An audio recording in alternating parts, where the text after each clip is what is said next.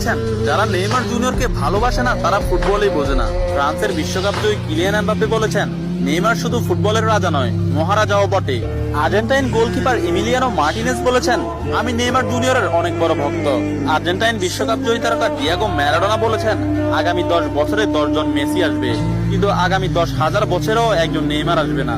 Poland ও Barcelona striker Robert Lewandowski বলেছেন, নেইমারের মতো ফুটবলার জন্ম নিতে হলে আপনাকে 100 বছর অপেক্ষা করতে হবে। তাছাড়া ইংল্যান্ডের প্রিন্স ডেভিড বেকহাম বলেছেন, আজ পর্যন্ত এমন কোন ফুটবলার আমি দেখিনি যার ভেতর নেইমারের মতো ফুটবল আইকিউ আছে, এবং ফুটবলের ক্ষেত্রে কেউই নেইমারের লেভেলের নয়, সে দুর্দান্ত।